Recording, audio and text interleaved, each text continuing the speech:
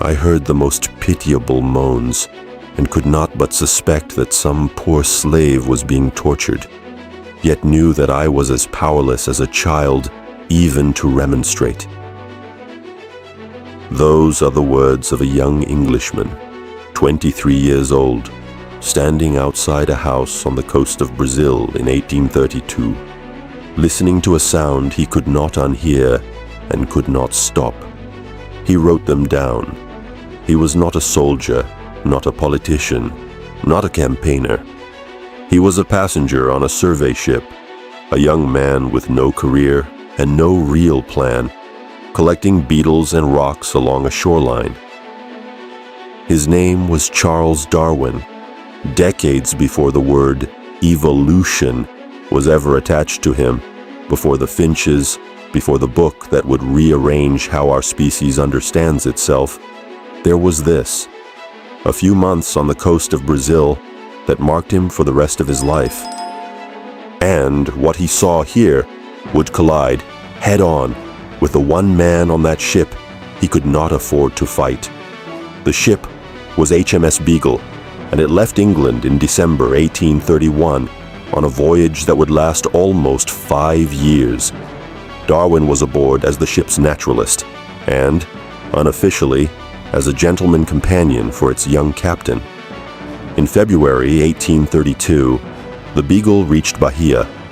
By April, it was anchored off Rio de Janeiro, and Darwin, for the first time in his life, was living inside a slave society, not reading about it in a pamphlet in a comfortable English drawing room, but walking through it, sleeping in the middle of it every single day. Here is what almost no one remembers about him. Darwin did not arrive neutral. He came from one of the most committed abolitionist families in Britain. His grandfather, the potter Josiah Wedgwood, had produced the most famous image of the entire anti-slavery movement, a kneeling enslaved man in chains, above the words, "Am I not a man and a brother?" That medallion had been in Darwin's family before Darwin was born. He grew up believing slavery was a monstrous thing, but believing something is monstrous from 3,000 miles away is not the same as hearing it through a wall.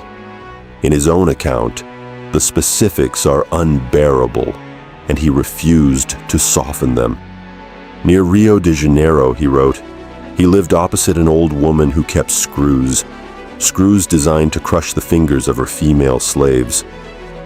He described a small boy, 6 or 7 years old, struck 3 times across his bare head with a horsewhip before Darwin could move to stop it, for the crime of handing him a glass of water that wasn't quite clean.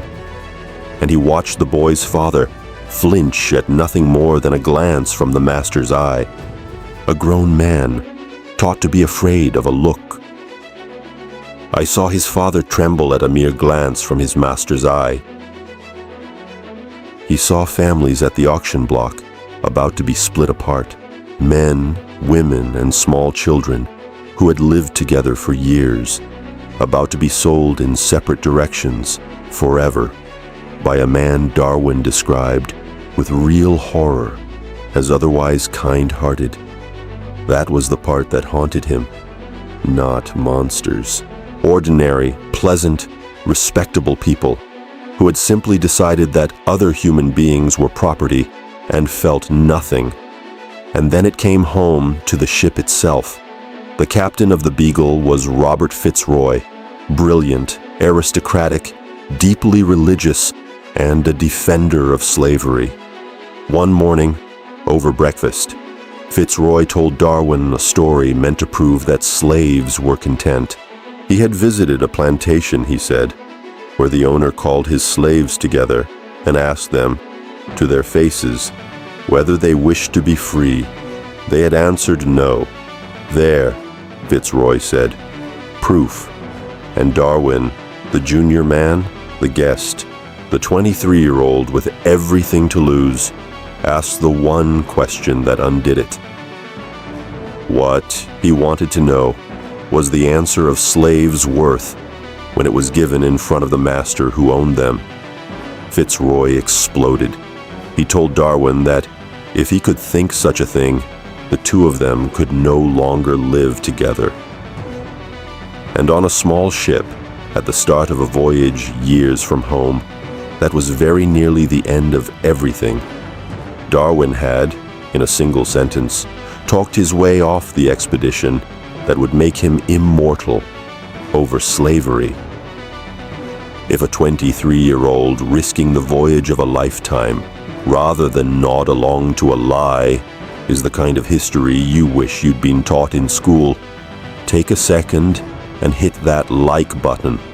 It tells me these are the stories worth digging back up. And if you've only ever known Darwin for the finches, subscribe, because what this experience did to his science is the part almost no one connects. Now stay with me, because the quarrel didn't end the way you'd expect. A few hours later, FitzRoy sent an officer to Darwin with an apology and an invitation to keep sharing his cabin. The captain had cooled down. Darwin stayed.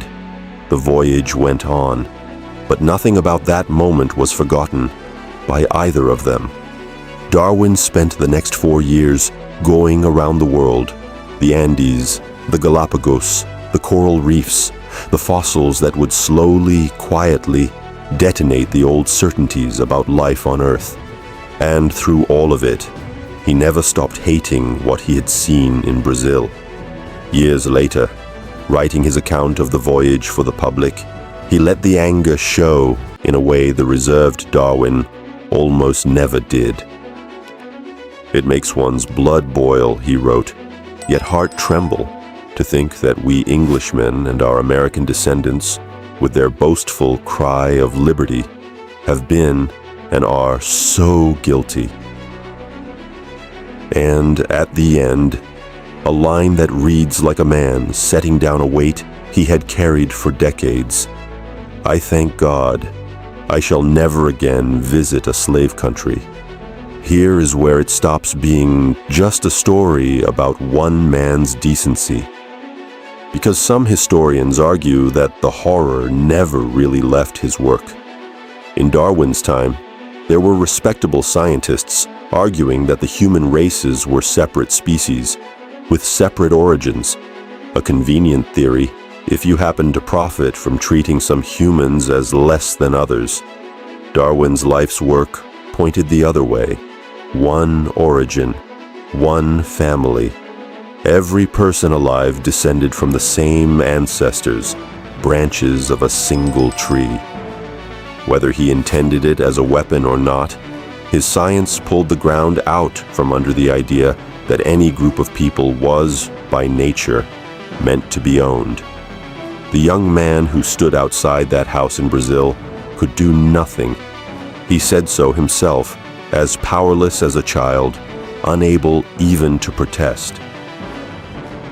He spent the rest of his life becoming the opposite of powerless, and the argument he built, quietly over decades, would outlast every screw and whip and auction block he had been forced to witness and could not stop. He never forgot the moans through the wall. He just spent 40 years answering them. If you want more stories like this one, real, forgotten, hidden in the details the official version leaves out, watch the video already coming up on your screen right now. Here on It Sounds Like Fiction, but it's history, there's always one more secret waiting.